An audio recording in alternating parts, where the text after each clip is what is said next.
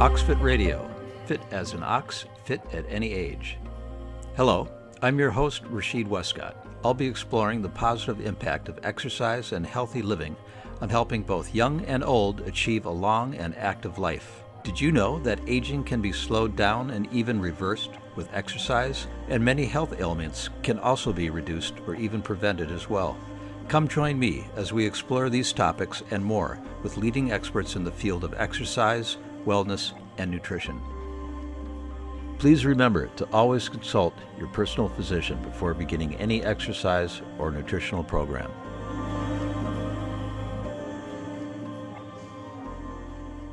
In our series on exercise, health, and wellness, we now turn our attention to nutrition. Proper nutrition is essential to good health, and having basic knowledge on the subject can help one make good decisions. Joining us in our discussion on this topic is Dr. Laura Arnold, a board-certified physician in both family medicine and lifestyle medicine. Welcome, Dr. Arnold. Thank you very much for joining us.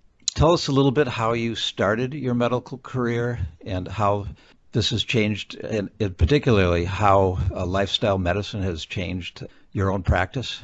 Well, I started in medicine long, long ago. It seems like it was a galaxy far, far away. And really just became interested in medicine because I started working in an emergency room checking people in. And I thought it looked like a very exciting and rewarding career, and went to medical school and ended up choosing family practice as my area of specialization. Over the years, I found myself becoming somewhat frustrated with the challenge of dealing with chronic disease. And despite the many wonderful medications and what all the fabulous procedures that the specialists were doing, my patients were continuing to get sicker and sicker and die of their diseases despite the best that modern medicine had to offer. And I was finding that a challenge to maintain my enthusiasm and was feeling more of a sense of burnout. I was fortunate enough to attend a conference in something that was called Lifestyle Medicine that was held in Boston. And the scope of the conference was basically that 80 to 90% of chronic disease currently being suffered in the United States is caused by lifestyle. And that because it's caused by lifestyle, it is entirely reversible. And that was a paradigm shift for me. And as I went, that's a major, as you said, it's a major paradigm shift because, as you said, modern medicine, or medicine as it's commonly practiced, is interventional as opposed to preventative. And I think you're one of the few doctors that actually approach it that way. Is that summarizing it correctly?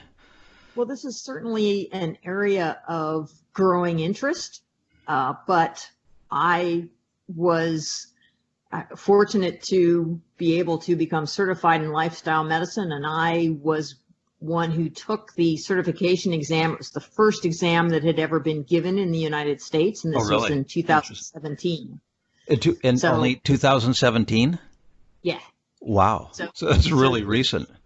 It's the formalization is very recent. The research and the knowledge has been there since the 1980s, but the fact that you can entirely reverse heart disease without having a bypass, and you can just do it by living in a different way.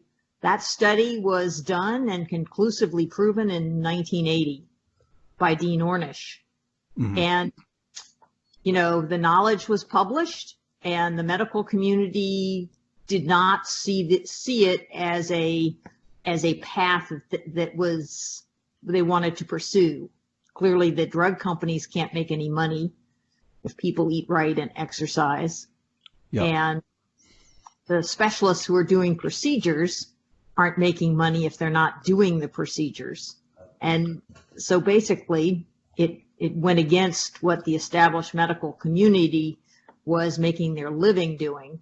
And it really did not achieve any widespread acceptance. And I think finally now, when the burden of healthcare is so large and the costs are so large that people literally feel that we can't afford it, that we're looking for other solutions. And this, I think now finally we're starting to get some traction, making some changes, but it's still an uphill battle. It's still a challenge to talk to people and find a way to help motivate them to make changes in this way. Do you see your more and more patients coming to you seeking out lifestyle medicine approach in medicine or lifestyle medicine as opposed to traditional Western medicine? Well, I think the key here is to recognize that these are not oppositional pathways. So it's not as if you can't take your cholesterol medicine or you can't take your blood pressure medicine, but that you can do both. You can take medicine, you can go to the cardiologist, you can do procedures, but you also can dramatically improve your health by what you do taking care of yourself. So when I see patients, lots of patients say, well, I really don't want to have to take medications. There's a large number of people who really don't want to take prescription medications. And then there's a certain percentage of people who look at me like I am from Mars. And I had one patient who was horrified that I suggested that she consider trying meditation. Really? Oh, yeah. She thought I was absolutely crazy, out in left field. She called back in and said, I don't know what that doctor is talking about. She's telling me I should be meditating, which is the stupidest thing I've ever heard. I just want my prescription filled and I want to go to another doctor. So, there are all sorts of people out there. Well, that's unfortunate for her, but that's interesting. So your typical patient I'm hoping it's a typical patient that's perhaps a little bit more open to some of the things that you suggest. How do you advise them in obtaining optimum health? Really, the goal I have when I see a patient is to have them tell me what their health concerns are. And I really encourage them to look at all aspects of their life, the diagnoses they have or the pills they're taking are not the whole person. So I hope to help people identify what is it that they feel is really important.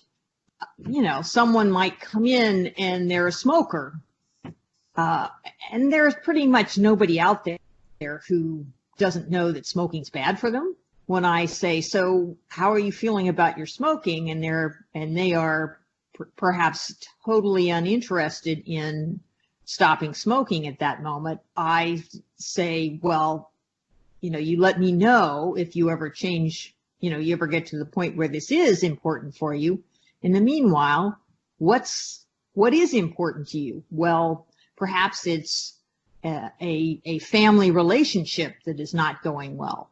And so I try and help them work on how do they manage the stress related to this relationship that can reduce their stress level, which improves their health. And that establishes that I'm listening to them and that I'm really interested in what they feel is important. And then when we can find an area that they are concerned about, then I can sort of act as a coach to give them knowledge and ideas that then they can pick and choose what it is they want to try and change. Right. And It's a very, very different approach than, take an aspirin and call me in the morning. It's absolutely, no, absolutely, very patient-centered, very focused on what the patient's need is and what they identify as the most important thing going on in their life. And Laura, and with that approach, do you see patients responding in a better fashion overall in their health, over the years? It's pretty rewarding when someone gets that little aha moment, come back in 3 months and they say, well, I've been doing this and this, and I'm not sure this is working. And we check their blood pressure and it's down 20 points, or they've lost 10 pounds, or their blood sugar A1C measurement is down a full point. And that's when people suddenly get it. They're like, I have power. I actually am in control of what my body is doing. And I'm not at the whim of a medication or a doctor or a procedure. Suddenly they are in charge. Mm-hmm. And for some people, that's a very powerful moment. And that really, really sets them up for a totally different future.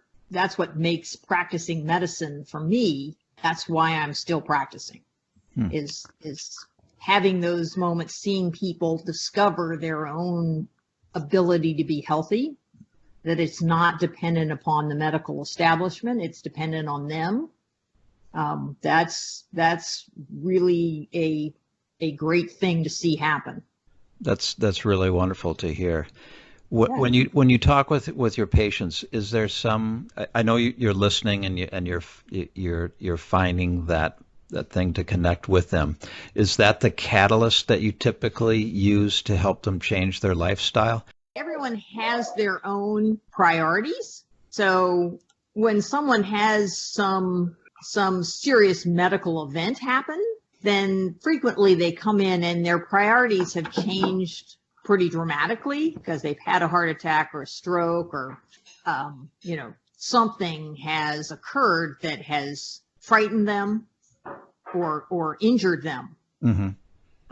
Other people, it might be a family member. They're watching their mother struggle with diabetes, or somebody has passed away from some condition that they feel that they might have the early stages of, or they're at risk for. Other people come in because of their children, or their other loved ones who are expressing concerns. Someone came into the office the other day and said, well, I told myself I'd stop smoking when one of my children asked me to, point blank asked me to, and their 10-year-old had asked them to stop smoking. So she came into the office saying, it's time. I really need to stop smoking. So I think everyone has their own motivators. Mm-hmm. And I try as much as possible to figure out what that is so that I can assist people with change. Right. I think there's a lot of truth to that. I think for our listeners who are looking for a lifestyle change, it's really something that has to be on a personal level. I've written a number of articles on the topic of health and illness and so forth, and also nutrition, which you have helped provide information for. So thank you for that. Even with all of those articles, it's still something that it might not sink in. It has to be something that means something to somebody that comes on a personal level. And I think that what is really interesting, what I heard from you, is how you listen to your patients and find that doorway to approach them with that. That's really interesting approach. It's kind of an old school doctor, right? It's like I remember my doctor would come to our house and do house visits, and he was our family doctor, and he was like a friend of the family, and that has changed since I was a kid, and it's really heartwarming to hear that that's coming back and that you practice that way. So I want to thank you for that. Oh, well, you're more than welcome. And as I say, it's a practice style that really gives me a terrific amount of reward, and that makes it worth continuing to go in and practice medicine in the era of medicine as big business, right? As opposed to that family doctor who made house calls in the 1940s and 50s, when your doctor was your family friend. Yep. Times have changed, but it's nice to see that there are still people that are practicing in the way that you are. Let's shift the conversation to nutrition now, which is an area that you have expertise in. So the USDA has moved away from the food pyramid. If you go to their website, and now it's My Plate.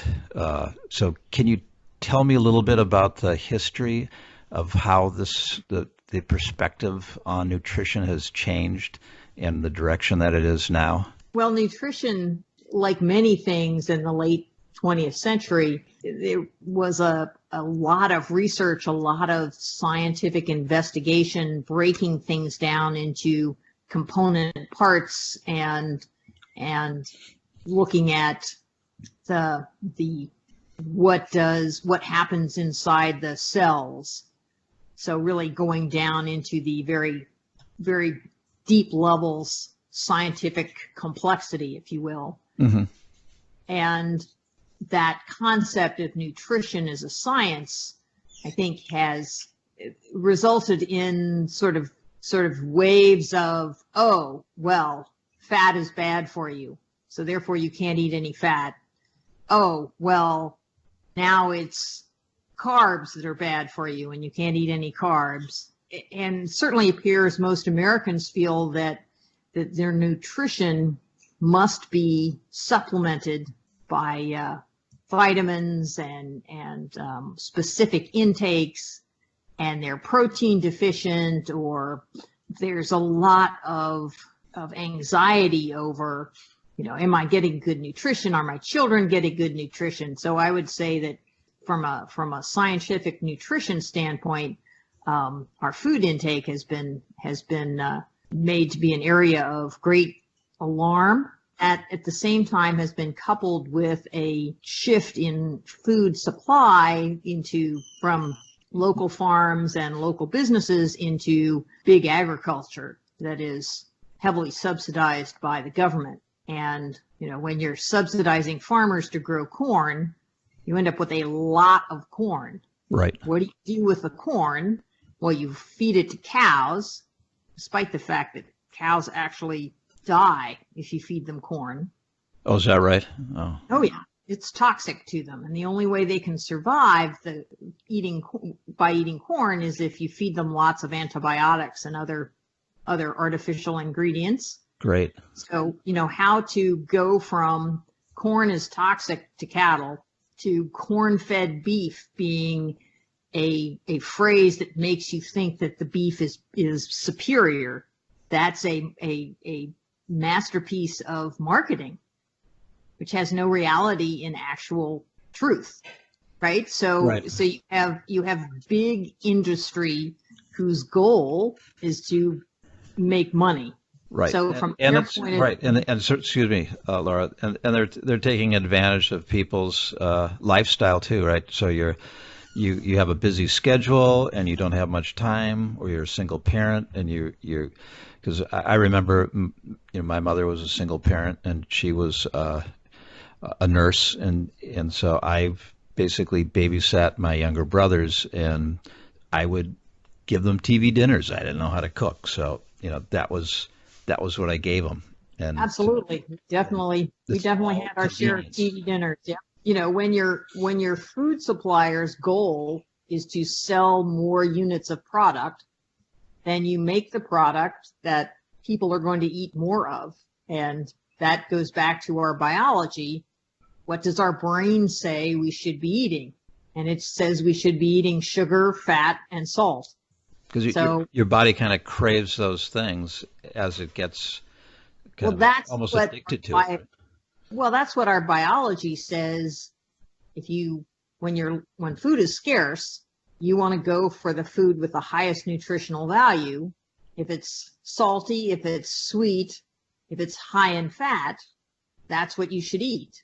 And that's great until about the 20th century. And our health currently, with the massive numbers of people who are overweight or obese and hypertension and diabetes, right, shows what this trend is doing to us, especially if we're going to live 80, 90, 100 years. Yeah, I read that worldwide obesity has tripled since 1975, and type 2 diabetes has gone up 800% since 1958. I mean, I remember growing up, people did not weigh or as large as they are today. So it's a different society that we live in, and it's really, as you said, I think attributed, well, in two parts probably. One, our sedentary lifestyle, right? We're not as active as we used to be, and now with all the technology that we have, cell phones and the internet,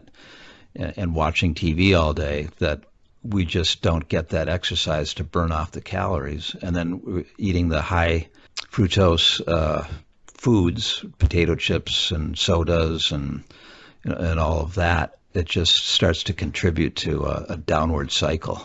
Yeah. So I think in that setting, when you look at the FDA and their food recommendations, you have to recognize that most of those recommendations are heavily dominated by the food industry. Mm-hmm. So the message that the healthiest people in the world are vegans who eat no animal products at all, and that artificial, processed, packaged food-like substances are highly injurious to our health, that's a message that the FDA cannot politically make. And our food labeling reflects that in large part. So that what's on the front of our food packages is to be generous, inaccurate, and to call it like it is, it's a lie. It's very challenging to figure out what it is you should be eating when right. Trusted sources are really not giving you the information, the accurate information, and allowing people to understand what the facts are and then choose for themselves how they desire to eat. Right. Well, that's why we have you on the line. And so we need to discuss a little bit about what our listeners can do to eat healthy, right? So it's really stop eating processed food. This is the way I understand it, and correct me if I'm wrong. Stop eating processed food. Start eating healthy food, local food, preferably organic with minimal pesticides, and a well-balanced diet. It's kind of so basic that people are puzzled by it. I think it's actually more basic than that. I think my hero is the author Michael Pollan, mm-hmm. and he has 3 basic rules, which is eat plants, right? So that's the basic rule. Eat plants. Eat plants, but that's it. Green ones. Doesn't matter. If it's from a plant, okay. You can eat it. And plants many plants have a great source of protein. So people think that plants don't have protein, right? So I record what I eat I have an app on a food tracker, and I'm put in what I eat, and I'm vegetarian mostly by preference for nutrition, not because of any this is not a religious or moral stance. This is a what is healthiest for me. Right. So I track when I eat, and typically on a day when I eat no meat products at all, my protein intake is probably 2 to 3 times higher than the FDA recommended protein intake for a woman my size. I understand as we get older, we need more protein than what the FDA is telling us, just to maintain and keep muscle mass. And if you don't, the message is it's in America, it's almost impossible to be protein deficient. Now, if you're living on ramen, then clearly I think you could be very undernourished in many areas, but it's really difficult. In fact, the information I have looked at from research evaluating this say that 99% plus of Americans get more than adequate protein intake from their diet every day. Mm-hmm. So it's really not an area where people are not getting enough. They're getting many times more than probably what they need.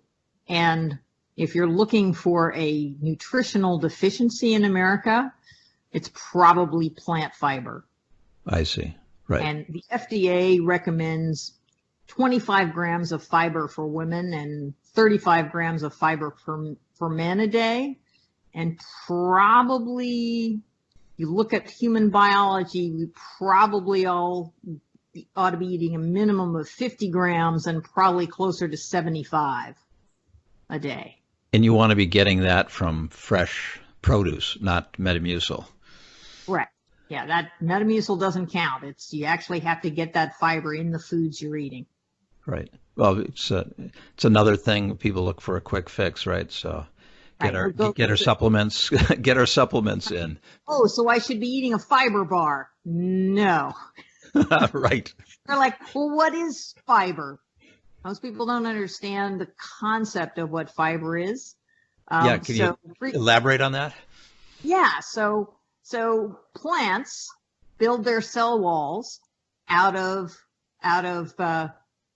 cellulose and other things that your gut does not break down and use as nutrition for you.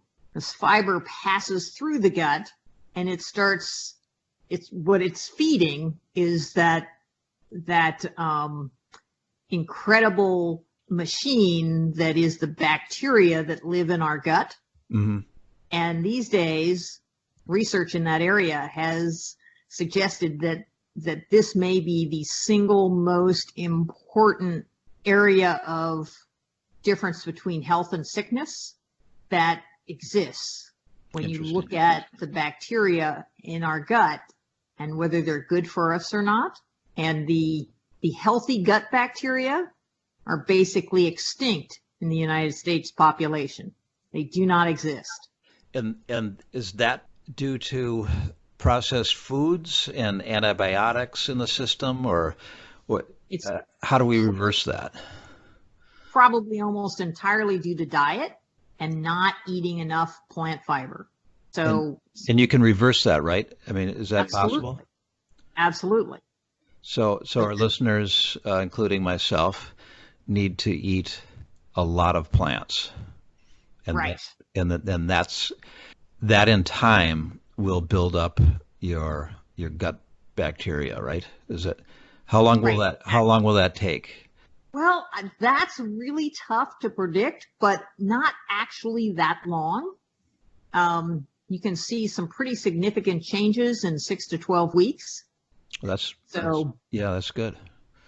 So I typically tell people, first of all, what foods come from plants? And they're like, well, what about eggs? I'm saying, okay, where do eggs come from? So you really have to understand people's level of information about the food they're eating. And then once I get a feeling for what they know, then it's a question of looking at, well, what is it you're eating right now? And I think the most valuable tool for me is if people write down what they're eating for 3 days. Mm-hmm. And then if I can look at it, I can get a kind of idea of what the balance is, and then say, look at a single meal and say, what could you change here? What would you be willing to eat instead of eggs and bacon for breakfast, or a McDonald's Egg McMuffin, or a sweet roll and coffee? Where can you make a change? Well, I have to dash out of the house at 4 a.m, or I have got 3 kids to get ready for school, so I usually eat in the car on the way to work. Everybody have complicated lives. And so for that person, it's a question of how could a change fit into what your life is like? How would that work for you? Mm-hmm. What would be the easiest thing to manage? Having them decide, well, I could change this, and then start with that one meal. Or yes, I could quit eating white bread and eat the bread that's got 5 grams of fiber per serving per slice. Yeah, I can do that, and then that's what you start with. So I think it's important to think about the actual process of, I went and saw Dr. Arnold. She gave me some ideas. All right, tomorrow morning, what am I going to do for breakfast? How do I make that breakfast different than what I typically eat, mm-hmm. so that I have more plant food and less animal food? And then write down, what are the 3 steps I need to do? Gee, well, I need to stop at the grocery store tonight on my way home because I don't have these things in my house, right? And actually get down to very specific changes. These are the 3 things I'm going to need to do if I'm going to have grape nuts and raspberries for breakfast tomorrow morning.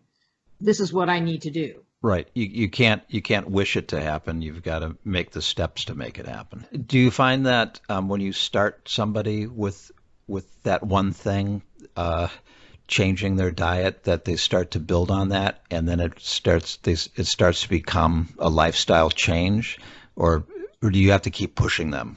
Well, that's the goal, and I'd say that, me being their coach, I try to keep the doors of communication open so they can check back in with me and ask me about things. And I really like to see people back every 3 months. And there's a certain percentage of people who become very invested. There's some who make a few changes, and there's some who their goals are not, that's not what they're motivated to do.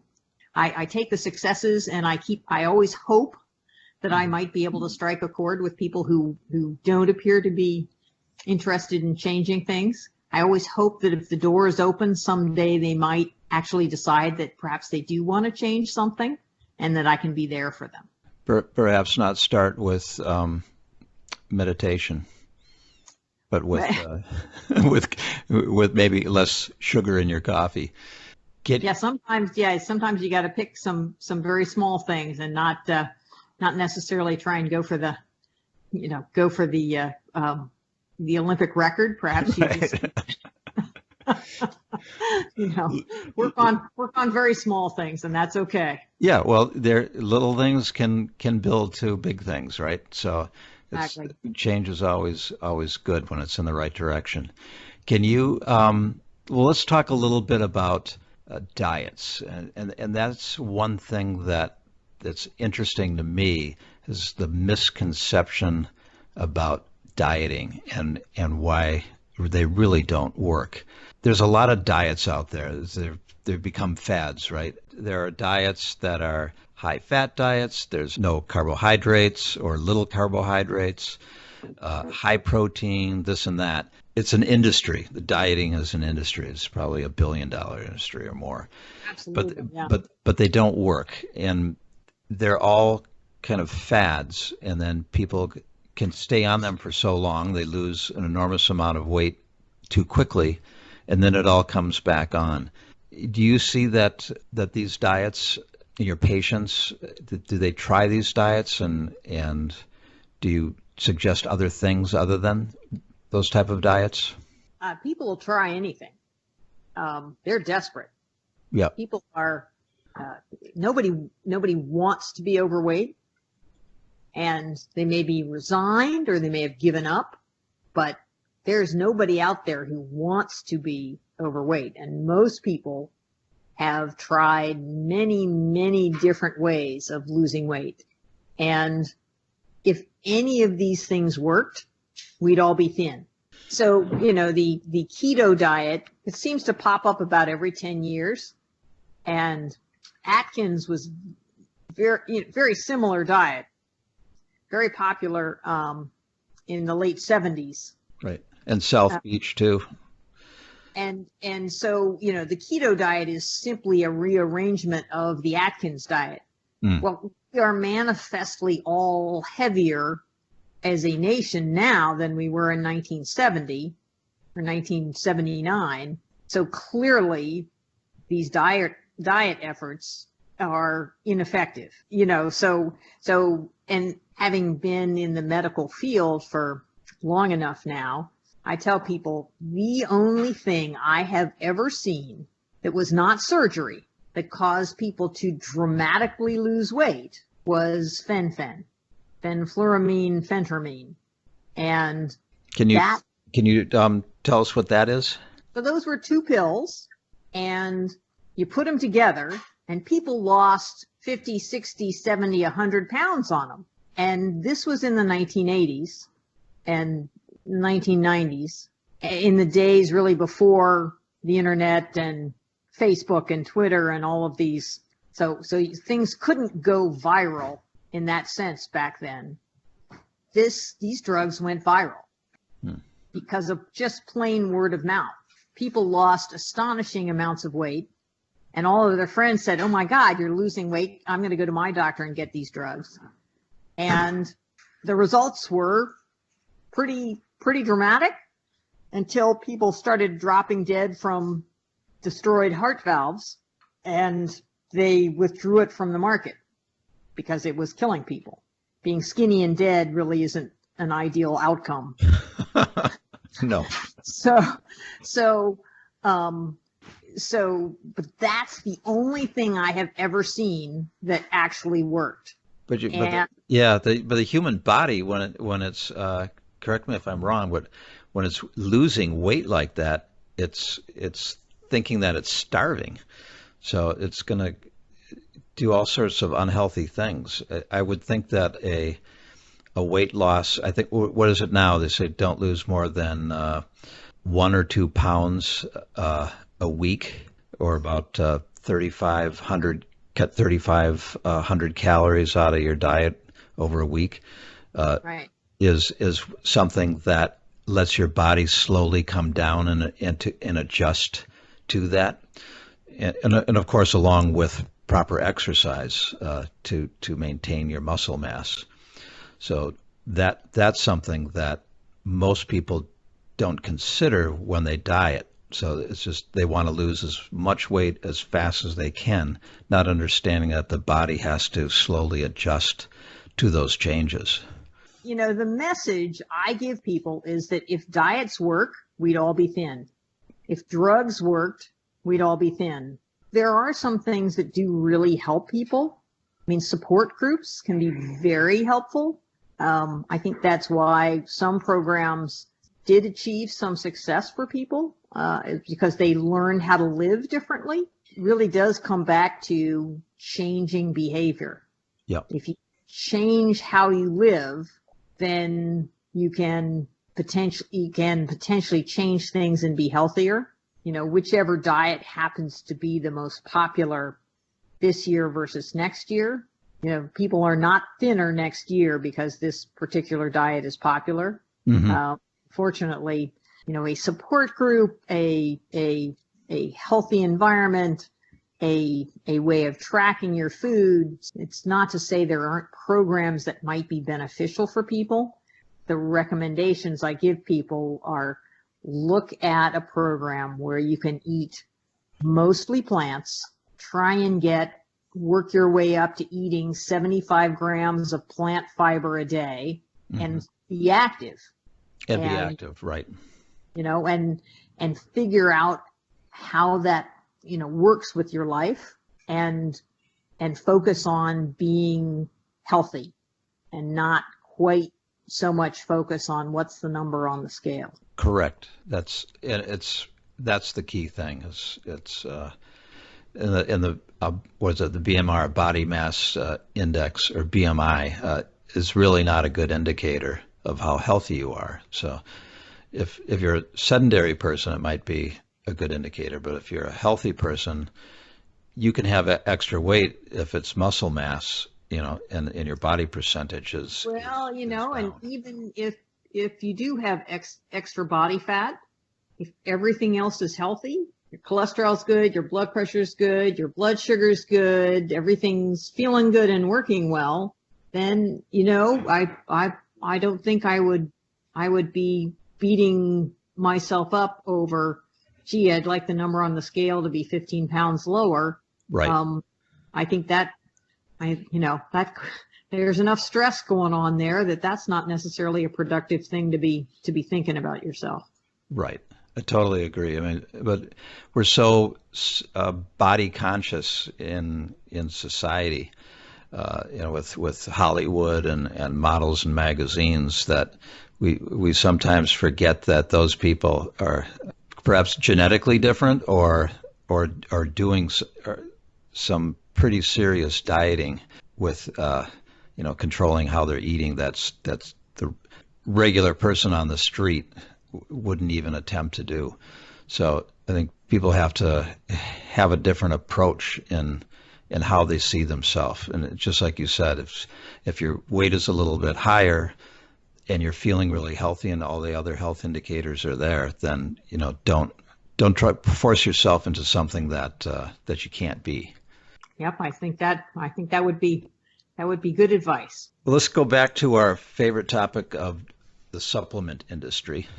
It's projected to be something like $278 billion a year by 2024. And that's kind of similar to the billion-dollar dieting industry, isn't it? Where I could say the pharmaceutical company or the dieting supplement pharmaceuticals are capitalizing on people's need to find a quick fix and adjust improper lifestyle behavior. Is that a fair summary? Well, certainly plays into that whole anxiety about health. Am I getting the right nutrition? Oh, I heard that this was good for me, I better take a supplement. That was good for me, I better take that supplement. And also, to a certain extent, level of distrust of prescription medication, and that somehow a supplement or a natural product is somehow superior than something that's made by a big pharmaceutical company.